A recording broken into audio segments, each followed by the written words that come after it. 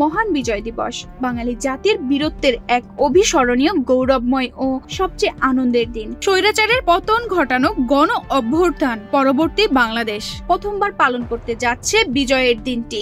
সরকারিভাবে নেওয়া হয়েছে নানা উদ্যোগ। যথাযোগ্য মর্যাদায় উদযাপনের জন্য জাতীয় পর্যায়ে ব্যাপক কর্মসূচি নিয়েছে সরকার। 11 ডিসেম্বর এ নিয়ে ঘোষণা দিয়েছে মুক্তিযুদ্ধ বিষয়ক মন্ত্রণালয়।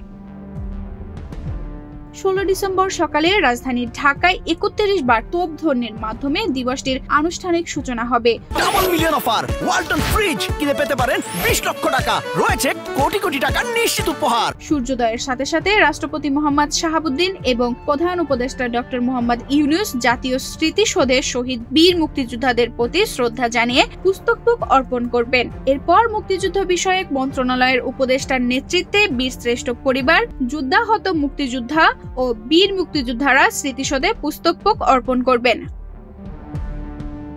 এছাড়াও পুস্তক অর্পণ করবেন বাংলাদেশে অবস্থিত বিদেশি কূটনৈতিকরা, বিভিন্ন রাজনৈতিক ও সামাজিক সংগঠন এবং সর্বস্তরের জনগণ।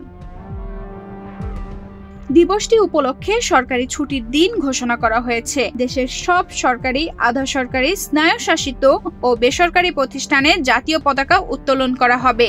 দেশের বিভিন্ন শহরের প্রধান সড়ক ও সড়ক দ্বীপগুলোকে জাতীয় পতাকায় সজ্জিত করা হবে। এছাড়া এসব স্থানে আলোকসজ্জার মাধ্যমে দিবসটি উদযাপিত হবে।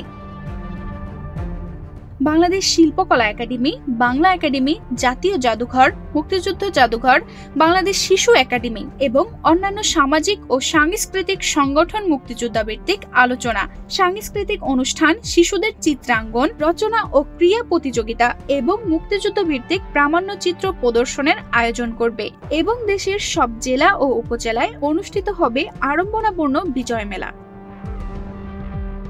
এছাড়া এতিমখানা, বৃদ্ধাশ্রম, হাসপাতাল, জেলখানা, সরকারি শিশু সনদ সহ অন্যান্য প্রতিষ্ঠানগুলোতে বিশেষ খাবার পরিবেশন করা হবে। দেশের সকল শিশু পার্ক ও জাদুঘর সমূহ বিনা টিকিটে সব সাধারণের জন্য উন্মুক্ত থাকবে এবং সিনেমা হলে মুক্তিযুদ্ধ ভিত্তিক চলচ্চিত্র প্রদর্শিত হবে বিনামূল্যে।